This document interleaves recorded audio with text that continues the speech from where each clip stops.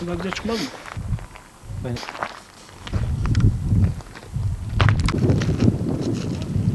Allah rahmet olmasa kim bu taşlardan su çıkarabilir? Allah rahmeti olmasa bir de geliyoruz mesela şu ağaçların içindeyiz. Elimizde varlığını gösteren bir delil. Su, hava, bunun hepsi Allah'ın nimetlerinden. Nefes olmasa, hava olmasa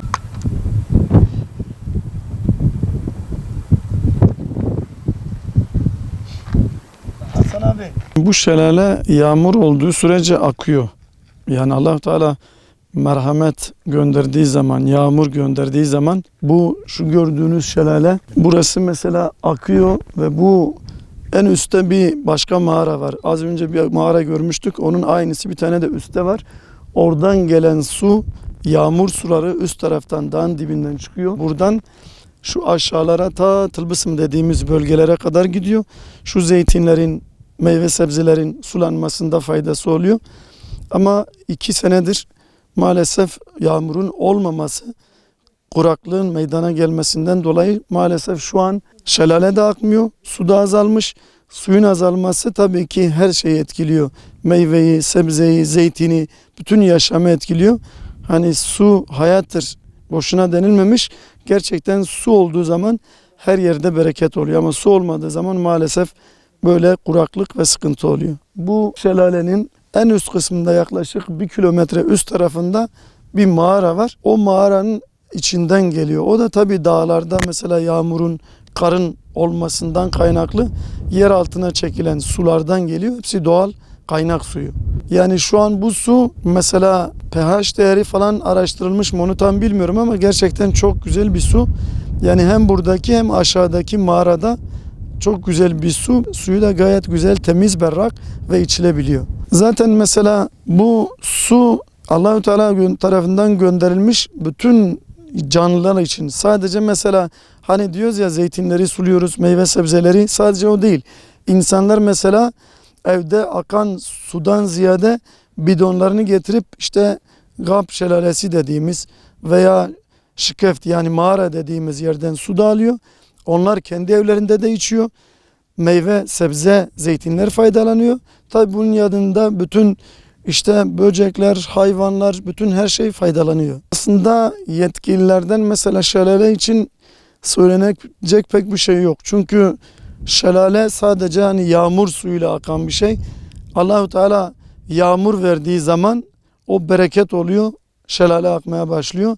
Yağmur olmadığı zaman sıkıntı oluyor. Ama mesela bunca binlerce dönümlük zeytinlik alanlar var. Sulanması gereken alanlar var. Tabii ki Derik'te su yetersiz. Aslında bazı noktalarda su olmasına rağmen yeteri derece ilgi alaka olmadığı için o su çıkarılamıyor. Mesela şelalenin ana kaynağı dediğimiz üst mağara, onun altında çok gürül gürül akan bir su var.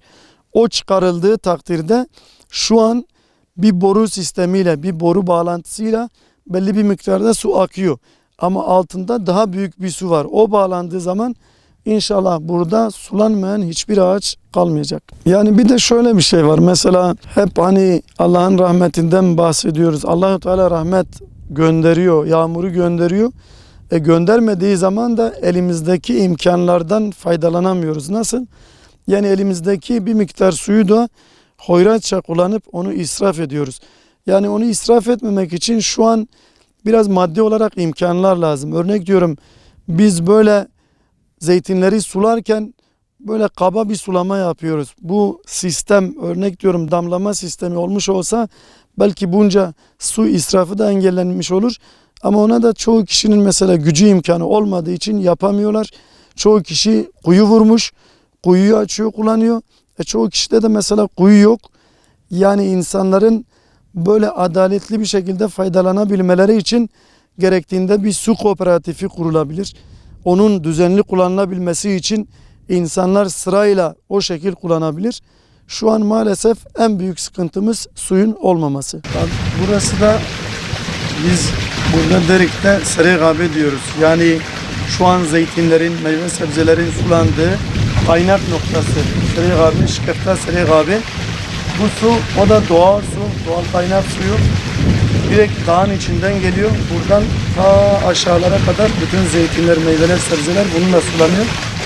Şu yan tarafta gördüğünüz boru da, bu da üst şelaleyi besleyen şikef dediğimiz o üst bölümden geliyor. Buradan artık sulama yapılıyor.